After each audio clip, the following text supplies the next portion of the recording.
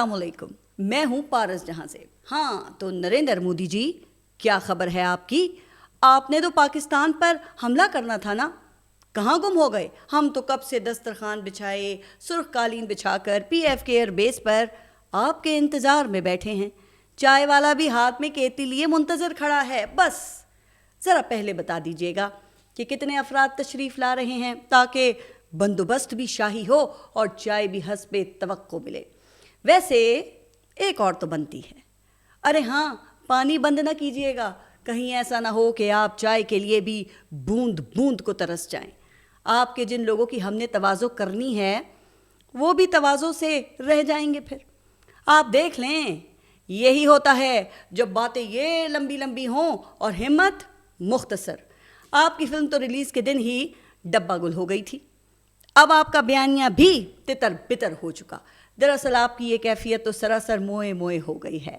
जी हाँ, वही मोए मोए जिसे सुनकर आजकल बच्चे बूढ़े सभी हंस हंस कर लोटपोट हो रहे हैं।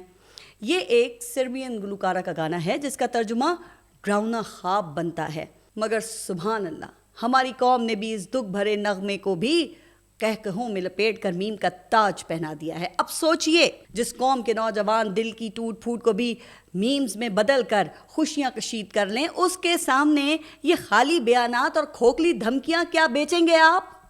हम तो पहले ही से जानते थे कि आपका ये जंगी जुनून ज़्यादा देर का मेहमान नहीं, ना ही कोई तोप चलनी थी, ना ही भारतीय एयरफोर्स के खटारा जहाज़ उड़ने थे। आपका तो वो अपना एयर चीफ ही चीख रहा है कि हमें 5th जनरेशन एयरक्राफ्ट दो, पाकिस्तान 5th जनरेशन की तरफ जा रहा है। लेकिन आपने तो अपने ही एयर चीफ की नहीं सुनी, बस आपकी ज़बान के तीर चलने थे और वो भी आपके अपने ही पैर पर आर लगे। अच्छा, तो आइंदा आप कुछ कहने से पहले ज़रा सोच लेना, या कम से कम मुए मुए की आदि कैफियत में ही रुक जाना, वरना पाकिस्तानी कौम तो हर लफ्ज़ को चाय की चुस्की और हंसी की फुलझड़ी में उड़ा देती है। याद रखिएगा, जब बात करने वाले खुद अपने अल्फाज के बोझ तले दब जाएं तो दुनिया सिर्फ तमाशा देखती है और हम पाकिस्तानी तमाशे को मीम में बदलकर हमेशा के लिए अमर कर देते हैं। लेकिन भारत की मक्कारी की इंतहा देखिए कि तकसीम करने के लिए इमरान खान के लिए हमदर्दी और फ़ौज के ख़िलाफ़ जहर उगला जा रहा है। अच्छा, अब इनका ख़्याल ये है कि इमरान खान की मकबूलियत का फ़ायदा उठाकर पाकिस्तान में तकसीम और इंतशार को हवा दी जा सकती है। हाँ, मुमकिन है, हो सकता है कि सोशल मीडिया पर अगरचा PTI के नाम से कुछ ऐसा कंटेंट ज़रूर शेयर हुआ हो जो कि गैर ज़रूरी हो, लेकिन तहरीक इंसाफ ने तंजीमी सतह पर अब तक मैच्योरिटी का मुजाहरा किया है।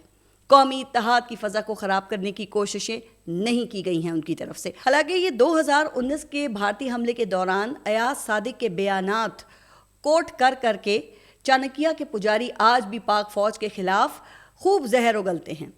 इसके मुकाबले में पाकिस्तान तहरीक इंसाफ का जो आज का तर्ज़ अमल है वो मस्बत है और उनकी मज़ीद हौसला अफजाई होनी चाहिए इसके ऊपर तो। अच्छा, फिर ऊपर से ट्रंप ने भी इंडिया को ऐसे ही इग्नोर किया जैसे मोदी के भगत गली में गाय देखकर मुसलमानों को इग्नोर करते हैं या जो कुछ उनके साथ करते हैं, यानी मुकम्मल नज़रअंदाज। जब ट्रंप से इंडिया के बारे में सवाल हुआ तो उन्होंने बड़ी ही सफाई से बात गोल करते हुए इसे 1000 बल्कि वो पूरे 1500 साल पुराना मसला करार दे दिया। मतलब ट्रंप साहब के मुताबिक ये इतना पुराना झगड़ा है कि शायद तब इंसान पहिए का भी सही इस्तेमाल नहीं जानता था। अब सोचें आप कि जो मसला 1500 साल में हल नहीं हुआ वो मोदी जी की चाय और तकरीर से कैसे सुलझने वाला है। खैर, ट्रंप की तारीखी मालूमात पर तो अलग से मीम्स का ख़जाना खुल सकता है। तो मोदी सरकार अगर ज़रा सी भी गैरत रखती है ना, तो अब चुल्लू भर पानी में डूब मरने का वक्त आन पहुंचा है इनका। तो ये तो खैर भारत सरकार को उसकी औकात याद दिलाना थी, लेकिन अब ज़रा अपनी हुकूमत की भी बात कर लेते हैं ना। आप सब फुटबॉल और हॉकी देखते ही होंगे इनके मैचेस। इसमें एक गोल मुखालिफ टीम का होता है जिसमें एक टीम ने गोल करना होता है और दूसरा गोल उस टीम का होता है जिसमें उसने मुखालिफ टीम के खिलाड़ियों को गोल करने से रोकना होता है। लेकिन अक्सर औकात कभी कमिलमी, कभी नादानी, कभी कन्फ्यूजन और कभी ना तजुर्बेकारी में कोई खिलाड़ी अपने ही گول پوسٹ میں گول کر دیتا ہے، جس سے مخالف ٹیم کو ایک گول کی برتری حاصل ہو جاتی ہے۔ کچھ ایسی ہی حرکت ہمارے ملک کے وزیر دفاع خواجہ آصف نے کی ہے۔ اب یہ موصوف تو صرف پاکستانی ٹاک شوز میں اور سیاسی جلسوں میں مخالفین کو جگتیں مار سکتے ہیں، لان تان کر سکتے ہیں، کسی امریکی، برطانوی یا یورپی ٹی وی کو انٹرویو دینے کا ان کا تجربہ کہاں ہے؟ اب ظاہر ہے کہ ہر کوئی جناح، بھٹو، سرتاج عزیز، شاہ محمود قریشی یا عمران خان تو نہیں ہوتا نا۔ یہ موصوف گئے تو بھارت کے فالس فلیگ آپریشن کا پول کھولنے، لیکن جذبات میں اپنے ہی گول پوسٹ میں گول کر کے آ گئے۔ اب اینکر نے ان سے پوچھا کہ پاکستان پر دہشت گرد گروپوں کو سپورٹ کرنے کا الزام لگتا رہا ہے، تو یہ صاحب وہاں تسلیم کر کے آ گئے اور کہا کہ جی ہاں، ہم نے امریکہ اور مغرب کے لیے یہ کام کیا ہے اور یہ ہماری غلطی تھی۔ پھر اسی لیے تو کہتے ہیں کہ نادان دوست سے دانا دشمن بہتر ہوتا ہے۔ حیرت ہے کہ خواجہ صاحب کو اتنا بھی احساس نہ ہوا کہ بین الاقوامی پلیٹ فارمز پر الفاظ کا تول کر استعمال کیا جاتا ہے۔ یہاں نہ تو کوئی جلسے والا مجمع تھا، نہ کوئی یہ پنجابی جگتوں کے کہے، بلکہ یہاں ہر لفظ بین الاقوامی پالیسی کا بوجھ اٹھائے ہوئے تھا۔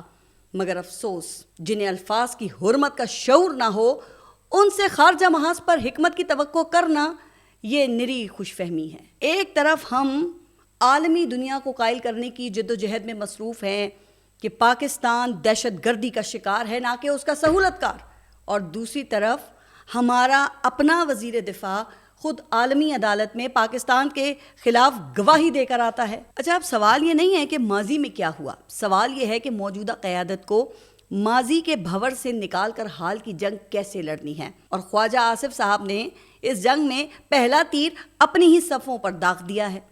دوسری طرف ہمارے 3 مرتبہ کے سابق وزیر اعظم میاں محمد نواز شریف ہیں، ان کے منہ سے ایک لفظ بھارت کی جانب سے یہ انڈس واٹر ٹریٹی کو معطل کرنے پر نہیں نکلا۔ آپ کو ان کی گجرانوالہ کا جو جلسہ تھا اس میں ان کی گھن گھرچ تو یاد ہوگی نا۔ بیماری کے باوجود وہ اس وقت کی اسٹیبلشمنٹ جنرل باجوہ اور جنرل فیض حمید پر کیسے گرجے برسے تھے، کس طرح انہوں نے غصے میں کہا تھا کہ جنرل باجوہ اور جنرل فیض حمید صاحب، آپ پاکستان کی معاشی تباہی کے ذمہ دار ہیں، لیکن بھارت کے فالس فلیگ آپریشن پر آپ کے منہ سے ایک لفظ نہیں نکلا میاں صاحب۔ مریم نواز صاحبہ کا ٹویٹر بھی خاموش ہے۔ کہاں گئے وہ ورکرز کنونشن، اور اس کنونشن میں یہ جو دہشت گردی ہے اس کے پیچھے وردی ہے کے نعرے؟ اب آپ کریں نا ورکرز کنونشن اور لگوائیں نعرے کہ یہ جو دہشت گردی ہے اس کے پیچھے مودی ہے۔ آخرکار آپ پاکستان کے سب سے بڑے صوبے کی وزیر اعلیٰ ہیں۔ ایسا لگتا ہے کہ مسلم لیگ نون کا جذبہ محض یہ داخلی جنگوں کے لیے مخصوص ہو چکا ہے۔ جب بات ذاتی مفاد، اقتدار کی سیاست یا داخلی اداروں سے لڑنے کی ہو تو نعرے، تقریریں اور جلسے سب کچھ میسر ہوتے ہیں، لیکن جب پاکستان کے دشمن کے خلاف موقف اپنانے کا وقت آتا ہے تو سب ہمدردیاں، ساری للکاریں، سارا غصہ پھر غائب ہو جاتا ہے۔ واہ واہ جناب، یہ روش نہ صرف کمزوری کی علامت ہے بلکہ عوام کے اعتماد کے ساتھ بھی ایک سنگین مذاق ہے۔ جو بولنے والا تھا، جو ہندوستان کی آنکھوں میں آنکھیں ڈال کر بات کرتا تھا، اسے تو آپ نے جیل کی کال کوٹھری میں بند کر دیا ہے۔ جس کی زبان دشمن کے پروپیگنڈے کا توڑ تھی، جس کا ایک بیان دشمن کے جھوٹے بیانیوں کو زمیں بوس کر دیتا تھا، آج وہ اپنی ہی دھرتی پر پابند سلاسل ہے۔ دشمن کھل کر پاکستان پہ الزام تراشی کر رہا ہے۔ انڈس واٹر ٹریٹی کو معطل کرنے کی باتیں یہاں پر ہو رہی ہیں، فالس فلیگ آپریشنز کی سازشیں ہو رہی ہیں، لیکن یہاں کوئی ایسا نہیں جو دو ٹوک جواب دے سکے، جو عالمی سطح پر پاکستان کا مقدمہ بے خوفی سے لڑ سکے۔ ہندوستان دھمکیاں دے رہا ہے۔ انڈس واٹر معاہدے کو پامال کرنے کے بھارت اس وقت خواب دیکھ رہا ہے۔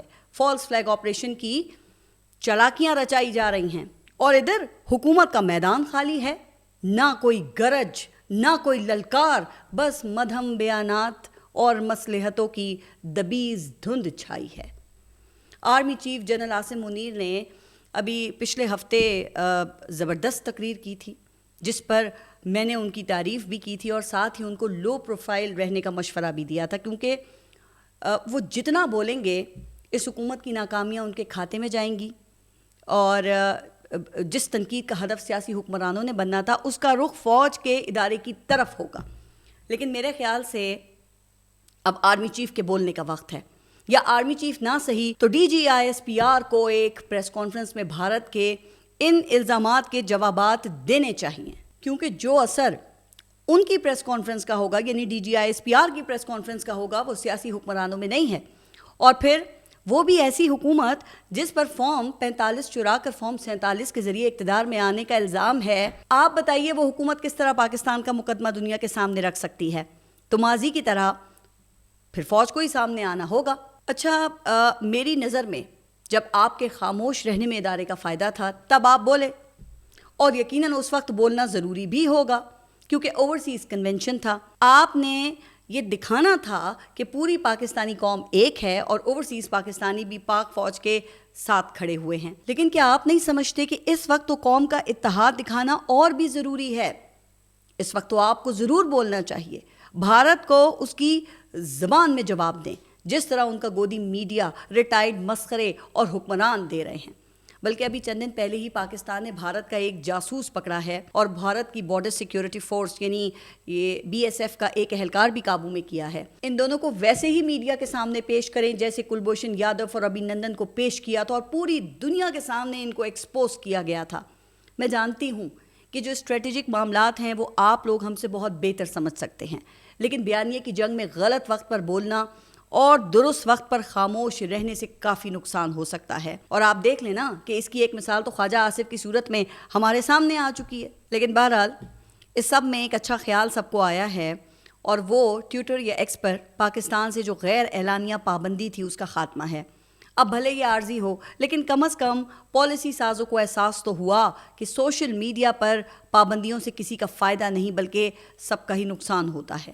یہ حقیقت اب کسی سے ویسے ڈھکی چھپی تو نہیں رہی ہے کہ جدید دنیا میں اظہار رائے کی آزادی اور معلومات تک رسائی کسی بھی معاشرے کی ترقی کا بنیادی ستون ہوتا ہے. اور ہے جب پالیسی ساز یہ سمجھنے لگیں کہ آوازوں کو دبانے سے نہ تو مسائل حل ہوتے ہیں اور نہ ہی جو حقائق ہیں ان کو چھپایا جا سکتا ہے, تو یہ ایک پھر مثبت پیش رفت ہوتی ہے.